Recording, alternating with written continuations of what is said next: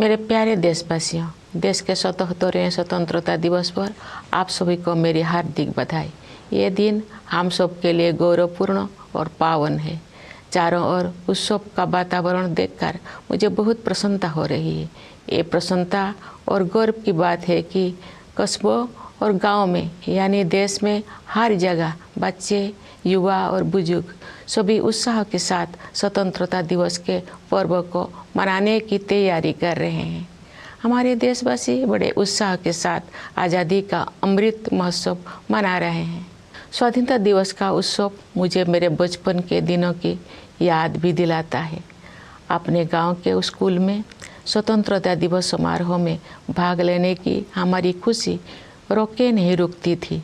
जब त्रिरंगा फहराया जाता था तो हमें लगता था जैसे हमारी शरीर में बिजली सी दौड़ गई हो।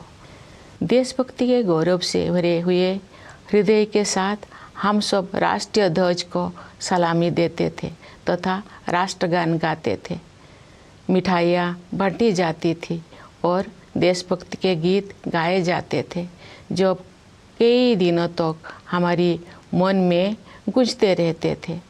ये मेरा सौभाग्य रहा है कि जब मैं स्कूल में शिक्षक बनी तो मुझे उन अनुभवों को फिर से जीने का अवसर प्राप्त हुआ। जब हम बड़े होते हैं तो हम अपने खुशी को बच्चों की तरह व्यक्त नहीं कर पाते, लेकिन मुझे विश्वास है कि राष्ट्रीय पर्व से जुड़े देशभक्ति की गहरी भावना में तनिक भी कमी नहीं आती है।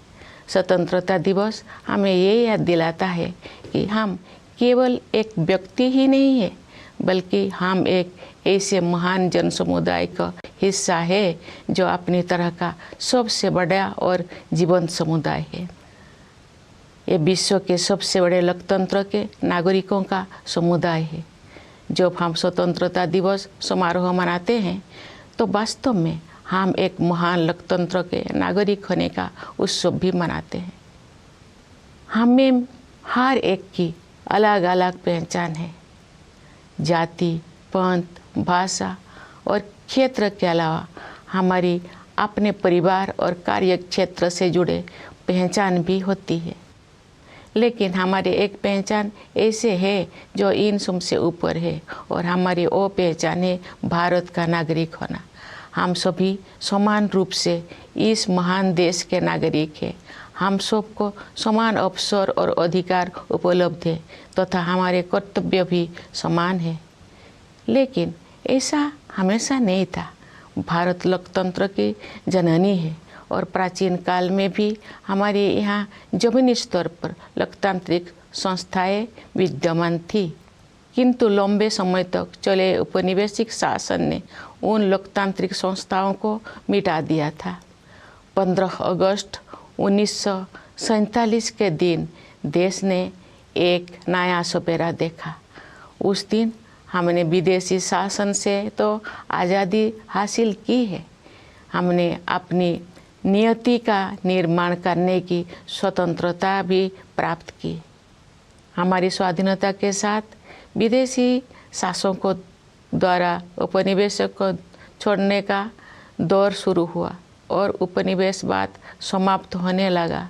हमारे द्वारा स्वाधीनता के लक्ष्य को प्राप्त करना तो महत्वपूर्ण था ही, लेकिन उससे भी अधिक उल्लेखनीय है हमारे स्वाधीनता संग्राम का अनोखा तरीका।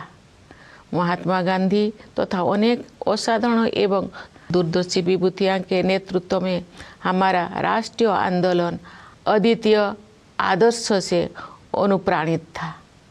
गांधी जी तथा अन्य महानायकों ने भारत की आत्मा को फिर से जगाया और हमारी महान सभ्यता के मूल्यों का जन जन में संचार किया।